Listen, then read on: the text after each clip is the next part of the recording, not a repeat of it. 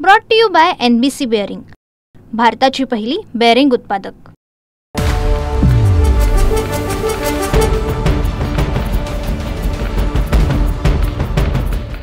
ठाण्यामध्ये घोडबंदर असेल या नाशिकच्या महामार्गावरती मोठ्या प्रमाणात वाहतूक कोंडीचा सामना वाहनधारकांना करावा लागतो। मात्र जड अवजड वाहनांमुळे ही वाहतूक कोंडी होते। त्यामुळे जिल्हा प्रशासनाने रात्री 11 ते सकाळी 6 वाजेपर्यंत ह्या जड अवजड वाहनांना या ठिकाणी मुभा देण्यात आलेली। मात्र हेच जड अवजड वाहनं जे ते ठाण्याच्या दिशेने शिरत असताना कुठेतरी आता मुंबईच्या वेशीवरती पुन्हा त्यांना आनंदनगर जकातनाका मुलुंड टोलनाकाच्या या ठिकाणी U-टर्न मारून पूर्णतः उभे करण्यात आलेले आहेत। वाहतूक विभागाकडून हे सकाळीच ह्या गाड्या ज्या आहेत ते ठाण्याच्या आत न शिरता त्यांना या ठिकाणी थांबून ठेवलेले आहे। त्यामुळे वाहतूक कोंडीचा पुन्हा सामना मुंबईकरांना करावा लागणार आहे।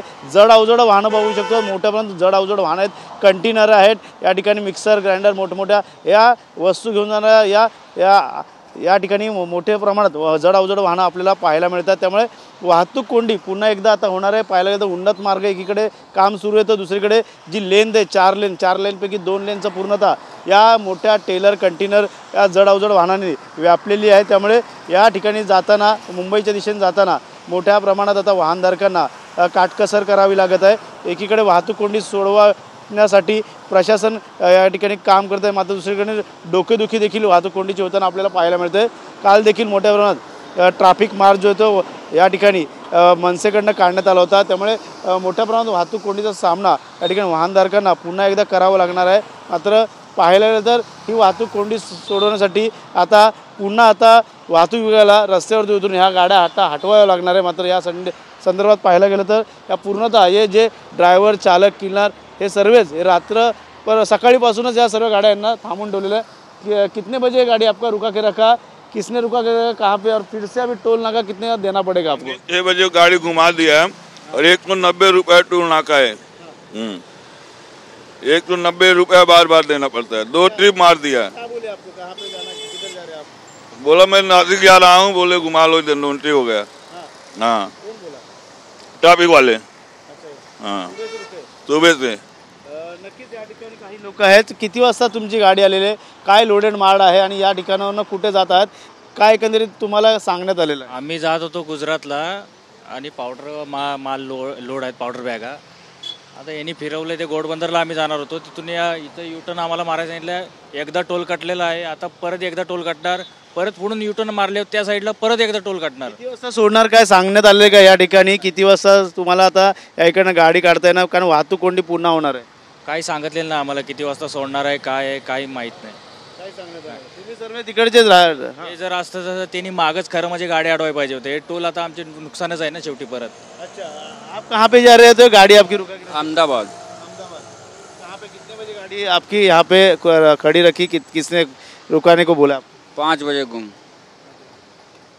1 बजे से लाइन में लगा है गाड़ी रात में। अब इधर 5 बज जा रहा है आने में, इधर नोंटी लगा दे रहे हैं, मुंबरा भी बंद किए हैं। ड्राइवर किधर जाएगा? चारों वाहतूक कोंडीचा त्रास होऊ शकतो। आता यांच्या 2 कंटेनर साहेब खूप त्रास आहे। आमच्या छोट्या गाड्यात आम्हाला सध्या त्रास आहे, मग मोठेवाल्याचं काय हाल होत असेल? ही उपाययोजना आहे का कुठेतरी जागा त्यांना पहिलं एक ग्राउंडचं अरेंजमेंट करायला पाहिजे, किंवा जेवढे मोठ्या गाड्या रस्त्यावर आहे त्यांना कुठेतरी एक पार्किंग मिळावे, तिथे त्यांची खायप्यायची सोय असावी। आता एखादी जर मेडिकल इमर्जन्सी झाली, ड्रायव्हर आहे, माणूस आहे ना तो, पण त्याला काय मेडिकल इमर्जन्सी झाली मग तो कुठं जाणार? त्याच्यासाठी काय आहे तिथं सोडा। हे गाडी एवढ्या गाड्या लागल्या लाईनीत, त्यांच्यामुळे ॲम्ब्युलन्सलाही रस्ता भेटत नाही आहे। हां, आणि हे सरकारमध्ये आम्हाला एकच म्हणणं आहे की बाबा ड्रायव्हर लोकांचा विचार करा। 2-2 तास माणूस तिथं ट्रॅफिकमध्ये अडकून बसला आहे। मला परवा दिवशी घोडबंदरून फाउंटन हॉटेलवरून माझीवाडा यायला 6.5 तास लागलेत रिक्षा घेऊन। काय माणूस कमवणार, काय हप्ते भरणार? बरोबर ना? दुसरा यांना आता हे 11 नाका आहे, आतमध्ये मोठी जागा आहे, यांना तिथं पार्किंग देऊ शकता ना? इथं डम्पिंग यार्ड आहे मुलुंडला, तिथे पण पार्किंग देऊ शकता। घोडबंदर रोडला बहुत म्हणजे बस डेपो वगैरे आहे, कुठेही पार्किंग देऊ शकतं, पण सध्या सरकार काही करत नाही आहे। प्रशासनाने GR काढला 2 ऑक्टोबरपर्यंत अशाच गाड्या जे रात्री 11 ते सकाळी 6 ना तिसरा GR काढण्यात आला। रात्री 11 ते सकाळी 6 वाजेपर्यंत गाड्या चालवाव्या, त्यानंतर गाड्या आता शहरात येणं बंधनकारक, त्यामुळे कुठे थांबवले जाणार आहे? साहेब गाडी थांबवा ना, पण तुम्ही एक ग्राउंडचा अरेंज करा ना पहिला। जागा असली, आता हा रस्ता किती मोठा आहे, 2 लाईन झाल्या, आता कोण एक आला का अजून एक लाईन वाढेल. आज रविवार ठीक आहे, उद्याचं काय सोमवारचं कोणाला कामाला जायचं आहे. नॉर्मली तसं पण हा रोड पूर्ण पॅक असतो सकाळच्या टायमाला. मागणी हेच आहे का एक ग्राउंडचं अरेंज करा. जेवढ्या गाड्या आहेत ते ठाण्याला कुठेतरी थांबवा ग्राउंडला, किंवा मुलून चेक नाका आहे ईस्टला आतमध्ये मोठं ग्राउंड तिकडे थांबवा. हे गाड्या रस्त्यावर येणार, मग सकाळच्या ॲम्ब्युलन्स आहे, कोणाला हॉस्पिटलला जायचं आहे, कामाला जायचं आहे. आता ह्या रस्त्याने गाड्या वाढला तर गाड्या जायला जागा नाही आहे.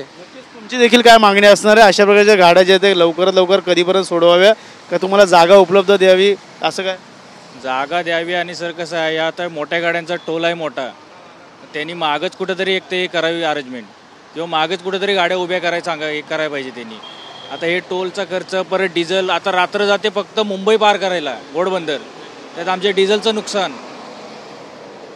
या ठिकाणी पाहिलं तर जड अवजड जी वाहनं आहेत, लोडेड वाहनं आहेत, या सर्व लाईनीत एकामागोमाग उभा करण्यात आलेलं आहे. वाहतूक विभागाने त्यांना सकाळी पहाटे काहींना 6च्या अगोदर तर काहींना मध्यरात्रीच या ठिकाणी इशारा देण्यात आला की जास्तीत जास्त वाहनं जे आहे ते ठाण्यात शिरून देणार नाही. त्याचं कारण म्हणजे वाहतूक कोंडीचा सामना ठाणेकरांना या इतर घोडबंदरवासियांना होतोय. मात्र अशा प्रकारची वाहनं उभं करून कुठेतरी ह्या ज्या 4 लेन तर त्या 4 लेनच्या ऐवजी आता 2च लेन या ठिकाणी मुंबईच्या दिशेने जायला मिळणार आहेत. बाजूला असणारं उन्नत काम जे आहे ते मोठ्या प्रमाणात सुरू आहे. पाहिलं गेलं तर या ठिकाणी आता वाहतूक कोंडीचा जो प्रकार आहे तो या ठिकाणी आता पुन्हा आपल्याला दिसून येणार आहे. त्यामुळे लांबच लांब गाड्या ज्या आहेत या ठिकाणी मुंबईच्या दिशेने पूर्ण वळवून झालेलं आहे. त्यामुळे याचा फटका जो आहे तो मुंबईकरांना देखील आता बसणार आहे. त्यामुळे हे कंटेनर असेल, लोडेड ज्या गाड्या आहेत त्यांना आता कशाप्रकारे लवकरात लवकर वेगळ्या ठिकाणी त्यांची सोय केली जाणार हे पाहणं गरजेचं राहणार. मात्र सध्या तरी वाहतूक कोंडीचा सामना ठाणेकरांना करावा लागतो, त्यानंतर आता मुंबईकरांना देखील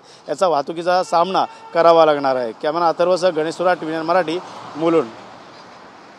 brought to you by NBC bearing, भारताची पहिली बेअरिंग उत्पादक.